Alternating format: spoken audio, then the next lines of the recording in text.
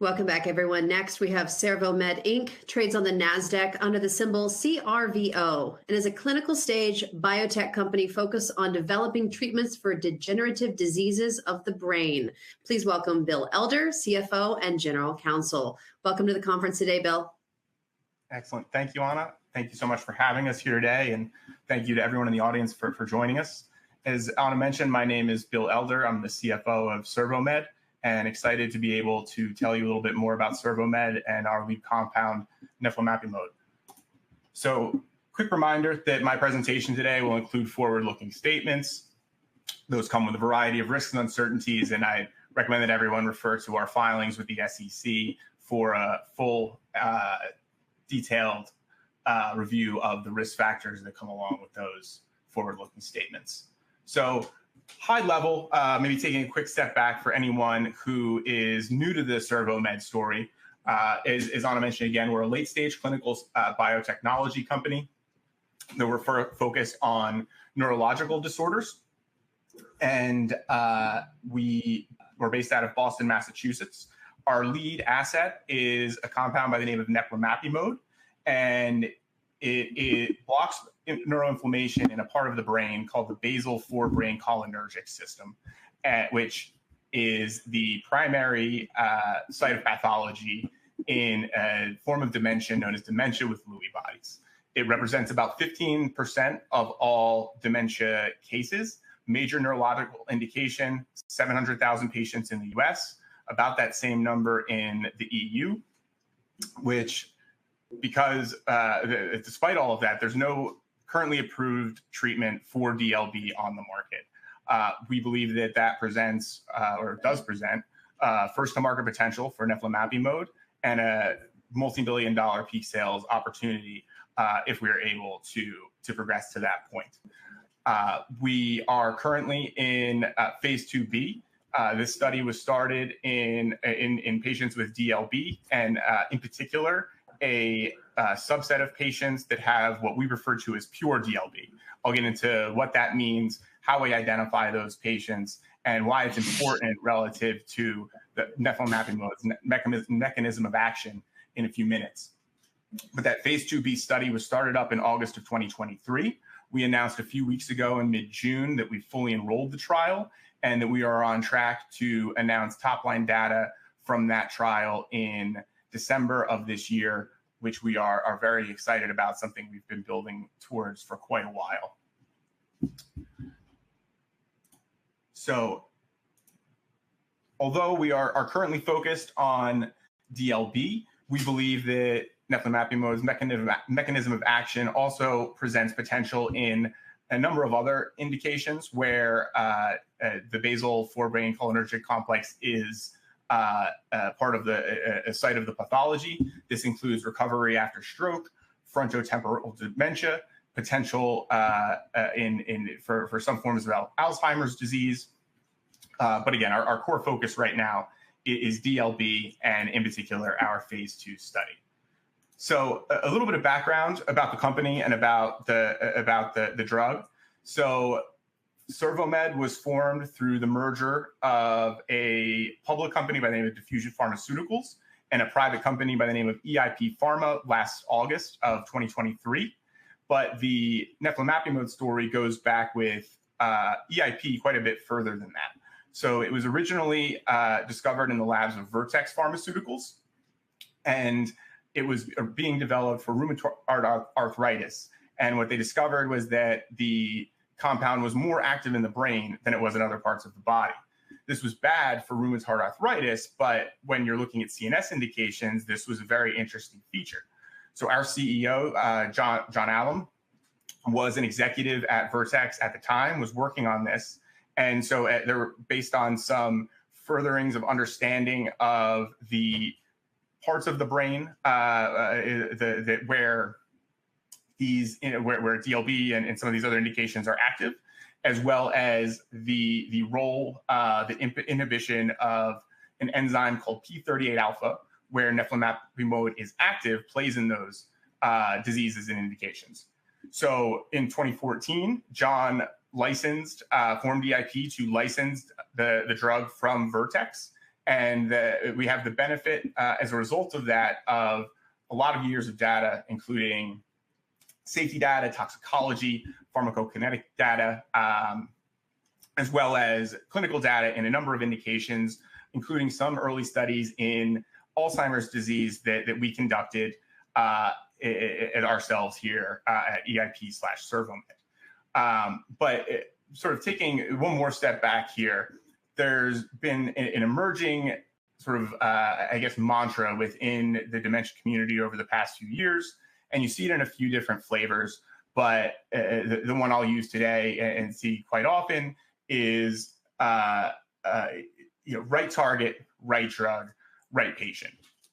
And what's meant by that is sort of a almost personalized medicine concept, where dementia is a very heterogeneous disease, not only because of the variations that come under that umbrella, but also within those different types of dementias themselves: Alzheimer's disease, Parkinson's disease, and DLB. By focusing on certain subsets of those populations and focusing our drug development efforts in a way that really, where the target of the drug is really tailored to the patient population, is the right path forward to be able to overcome and improve upon some of the sort of numerous failures that we've seen in these indications in the past.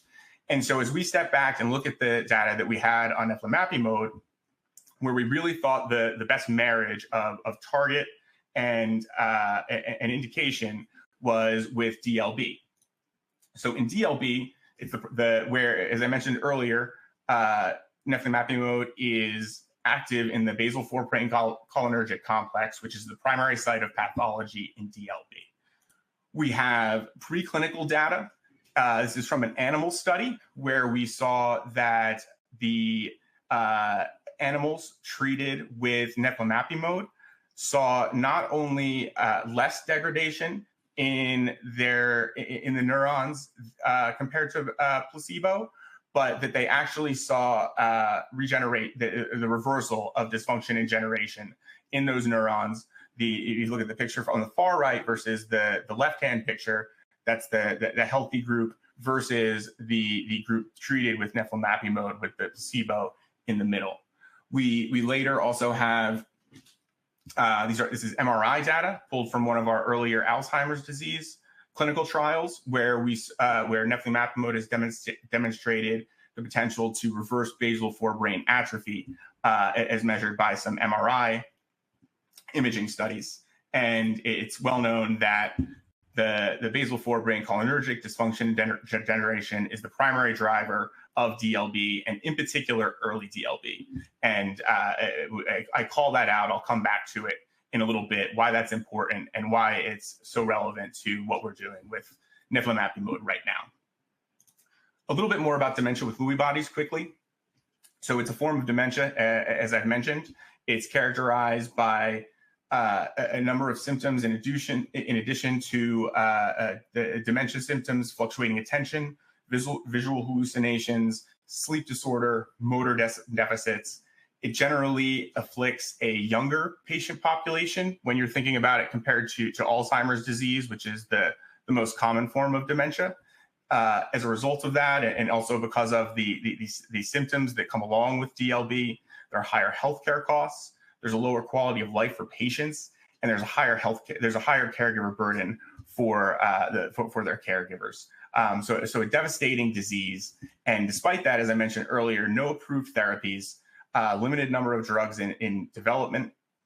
The current standard of care is treatment with cholinesterase inhibitors, which is a common treatment for Alzheimer's disease. And it only improves upon the cognition symptoms, and it does so in a transient way. We don't see any reversal. We don't see any restoration of function within these patients. So again, 1.4 million patients within the US and the EU, third most common degenerative disease of the brain. And we only see diagnoses going up. Approximately 15% of dementia cases is what you may typically see, but some experts think that number may be even double that. And as I mentioned, we continue to see the diagnosis rates increase as awareness of the disease increases. So when you combine all these factors, we think that this is a very promising commercial opportunity due to the potential that neflamapimod may have for these patients. So I'll fast forward sort of now to 2020 or 2019, 2020. EIP undertook a study called the ASCEND-DLB study. And this was a 91 patient study looking at 2 different dosages of neflamapimod, and it enrolled all DLB patients. And contrast that with what I said earlier about the basal forebrain cholinergic complex being the main the place where neflamapimod is active, as well as the primary driver in early stage DLB. So as the results came from the ASCEND-DLB study in late 2020, they're very encouraging. We saw significant improvement on a number of endpoints, which, given the multitude of symptoms that we see in these patients, included a dementia severity score called Clinical Dementia Rating Sum of Boxes, abbreviated to CDR-SB, a timed up and go test to focus on mobility, as well as some neuropsychological tests to focus on cognition and as well as memory. And so those results, again, encouraging. We saw statistically significant results, particularly in the cognitive and motor function endpoints. We did not see as much a significant effect within the full population within those memory on the memory endpoints. However, what happened next, though, is it was really a breakthrough for the understanding of this disease in general, but was critically important to an evolution also of our understanding and our development path for neflamapimod. So shortly after we released those initial data from the ASCEND-DLB study, there were a series of publications by a number of experts that, as I mentioned, really progressed the understanding of DLB, as well as a number of biomarkers that can be used to separate the overall DLB population into subsets that have characteristics that are different and are very important to developing a treatment that may be effective for those patients. And the one that it's most relevant for us is a blood biomarker test that allows us to identify, not us, but anyone, to identify patients, DLB patients, in a way that allows us to categorize them into 2 different groups, each of which represents roughly 50% of all DLB patients. On the one hand, we have patients with what we call DLB-AD.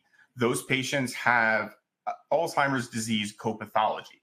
It's a more advanced form of the disease. The disease has progressed into the hippocampus, a different part of the brain, which means that the deficits that they're seeing, at least based on the science that we have right now, are irreversible. And you can only slow the progression of the disease over time. As a result, this is sort of you would need sort of a typical 12 to 18 month trial to potentially show an effect there. On the other hand, you have what we call pure DLB patients, the other 50%. These are an earlier stage or typically an earlier stage of the disease. They do not have this biomarker evidence of Alzheimer's disease co-pathology, and the disease is limited to the basal forebrain cholinergic complex, which again is where neflamapimod is active. This is a reversible component of the disease because it has not progressed into the hippocampus yet. So again, this understanding, this evolution came about after we had already released the data, the top line data from the ASCEND-DLB study. But what we did is we went back, and our team had the foresight to collect blood samples from all the patients in the study. And so we used this new test to split the patients into these 2 groups, the pure DLB group and the group that also had Alzheimer's related co-pathology. And when we did that, we really sort of what we saw in the results was truly sort of transformative in terms of our understanding of what was going on here. And so the story, this is looking at one of the dosages within that phase 2A study. And although the story is pretty consistent here across the board, focusing for the sake of brevity here on the Cohen's d effect size, within the overall study population here on the left, you see a range of numbers that, based on this scale at the bottom here, we're sort of on the high end of a small effect, the low end of moderate, right? Small to moderate. But when you look exclusively at these pure DLB patients, suddenly the scores are up on the high end of moderate, the low end of large, truly significant effects, right? We're seeing much better results here with the pure DLB patients, not only on the cognitive and motor endpoints that we had already seen statistically significant improvements in the overall population. We're also now seeing effect in some of the memory endpoints. And so I think this visual really, sort of hammers it home. This is the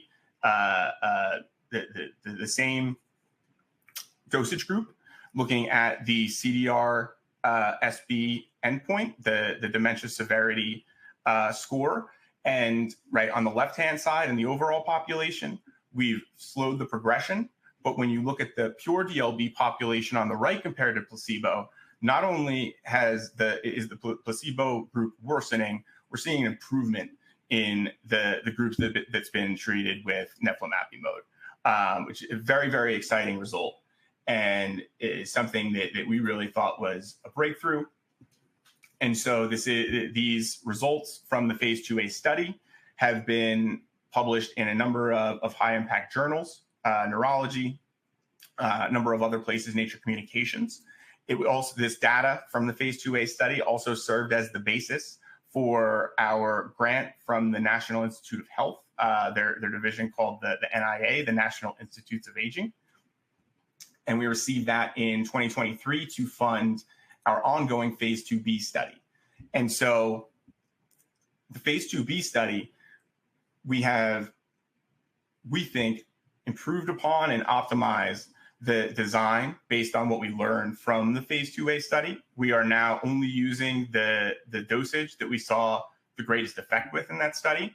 We are screening based on this new blood biomarker test so that we're only enrolling those patients in the pure DLB group.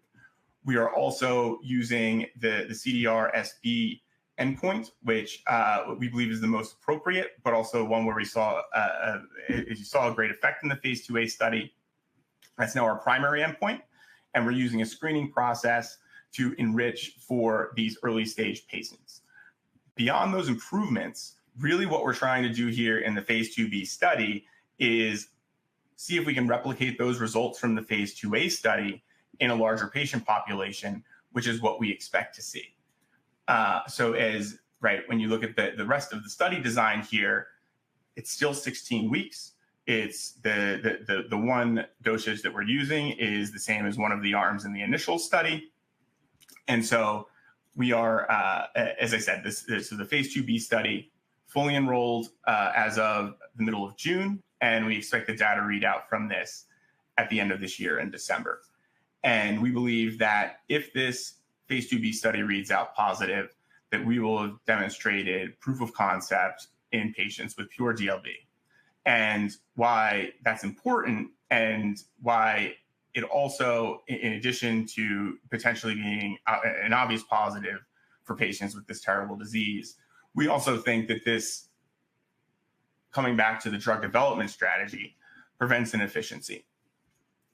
And an issue, and one of the reasons why we see so many CNS drugs fail in phase 3 is that the drug is only able to slow progression. This is a particular issue in Alzheimer's disease drugs. As a result, you cannot see, you just don't have enough time to show efficacy in a 6-month phase 2 study.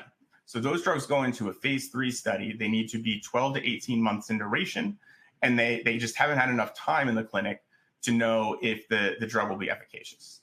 On the other hand, and this is a conceptual chart, what it's meant to show, right, is if you can actually restore function, which is what we think that we're able to do with mapping mode, you can have an effect, a large enough effect in a short enough a period of time that you're able to demonstrate efficacy within that shorter phase 2 trial, right? Our phase 2 is only 16 weeks, as well as potentially have a much shorter phase 3 trial, which would allow you to progress through the latter stages of that clinical development, obviously much faster. And so if we have a positive readout from the phase 2B at the end of the year, our next planned step would be a phase 3 study. We have had some preliminary discussions with the FDA about what this study would look like. We would intend to have a end of phase 2 meeting with the FDA at the end of the first quarter. And then assuming all goes well there, we would finalize the study design and plan to initiate this phase 3 in the first half of 2025. This study, once again, right, similar to what we've done in the phase 2B as compared to the phase 2A, we would largely mirror what we've done in the phase 2B study. Very, very similar. And therefore, we feel that in addition to, right, this sort of the efficiencies I just mentioned because of this marriage, we also believe that a positive result in the phase 2B would de-risk our phase 3 in a sense because of the similarity that we see here, right? Same primary endpoint, an 8-week longer duration, but still about 6 months there, and a larger patient population. And so we think we're very excited about the potential here and what we may see coming out of this trial. So quickly here, just a couple notes on the sort of company side. We, as Anna mentioned at the outset, we're traded on the NASDAQ, symbol CRVO. At the beginning of the second quarter, we completed a equity financing where we brought in $50 million of proceeds up front, all common stock. We have no debt on the balance sheet. We have no preferred stock outstanding. All of the warrants that I'll mention here are effectively plain vanilla, no type of ratchet or anything. But that $50 million up front gives us cash runway through 2025 alone. On top of the upfront proceeds, there was also a warrant. If those warrants are exercised, we would bring in an additional roughly $100 million of proceeds. Those warrants have a feature where if we read out positive data from the phase 2B study, they would need to be exercised within 6 months of that readout, or they would terminate. The sort of something we like about that structure, right? If you recall from the prior slide, our estimated cost on the phase 3 study right now is up to around $75 million. This money, if all that timing works out, would come in right in advance of that startup and would cover that cost of the phase 3. Looking at the team, beyond myself, John Allen, Bob Capuzzi, Kelly Blackburn, our senior executives, all have multiple decades of experience in the industry and a lot of success with a number of drugs in the past. Our board of directors come with a really wide set of skills, thought leaders in the CNS space, C-suite experience, drug development expertise, really across the board. Our most recent addition to the board, Joshua Boger, he's the founder of Vertex Pharmaceuticals. He's a longtime investor in EIP, currently CervoMed's largest beneficial stockholder, and we're very, very excited to have him on board, as well as we believe a very distinguished scientific advisory board. So, we've accomplished a lot over the last 18 months. I'm very proud of it, but I think the thing that we're most excited about is this is really all a part of a plan that was laid out at that time to building towards the data readout that we have coming at the end of this year. So we're very, proud of having executed on that plan, but very, very excited about the data that we have coming at the end of the year. And so I think that about sums it up. We think that this, if positive, really has the ability to drive some value for our company, as well as, and more importantly, a potential breakthrough in the treatment paradigm for DLB for patients. that I will turn it back over to Anna. Wonderful. Thank you so much. Yeah, we have time for a few questions. Paulina asks, when did the phase 2b trial officially start the 16-week trial period? Right. And so with these trials, the first patient was actually dosed last August. But with clinical trials, right, we had 43 sites that enrolled patients for us in this trial. And so those all don't get set up at once. We're dealing with a lot of regulatory approvals that we need to get. And so we open those sites on a rolling basis over time. So what we saw in this trial and what we see in a lot of trials, especially in a disease area like this, is that most of the patients enrolled towards the end of the trial. So right, it's not sort of a steady rate, or it's not sort of we wait for everyone to be in and then we dose everyone at once. So that first patient went in last August of 2023. And the first patient that was dosed was back then. And then the last patient that was dosed. And so their 16-week period would start in June of this year. But we're blinded from the data. So we do not see those readouts from those patients that went through their 16 weeks earlier until the end. We get all of that at once. And Keegan asks, prior to your first to market technology, what's the current solution or treatment, and how is yours distinctly different?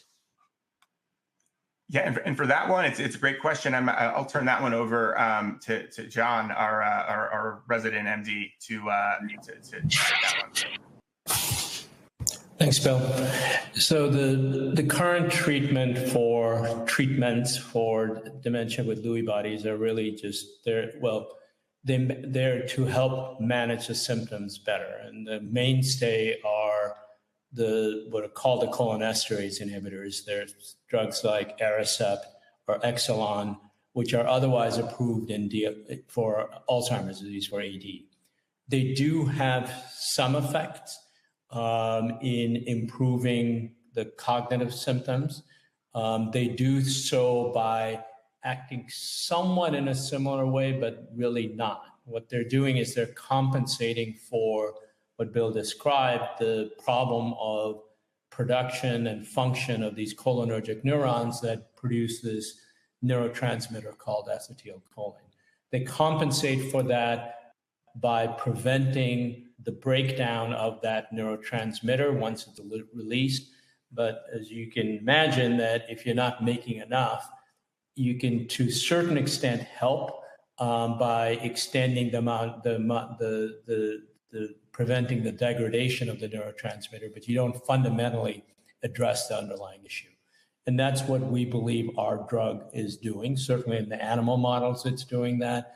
And there's a lot of neuroscience that would say that if you correct the underlying problem inside the cholinergic neuron, that would lead to a fundamentally different effect than what the cholinesterase inhibitors do. And a very good marker of that is that in that Ascend-LB phase 2a trial that Bill described, all those patients were on cholinesterase inhibitors. Those effects that he was showing with moderate to large treatment effects on multiple endpoints, that was on top of whatever cholinesterase inhibitors do. That's what we were seeing with our drug. And then the last point is that we know from other studies that the cholinesterase inhibitors don't have any impact on the motor aspects of the disease, like walking, which is a hugely important ability and function for patients with anyone. But particularly in the DLB population, this is one of the main drivers that handicaps them in terms of being able to live independently, has a huge impact in terms of caregiver burden. Cholinesterase inhibitors are known not to have an effect there. And the data we've seen so far are actually quite promising, because there's, in particular, on that timed up and go test, which is a walking test, there is a significant improvement there relative to placebo. And all to be confirmed in the phase 2b study, but everything we're seeing is very encouraging that we're doing something fundamentally different than what's available for patients today. And we hope it all plays out, and we believe it will, because it can really have a very positive impact for patients.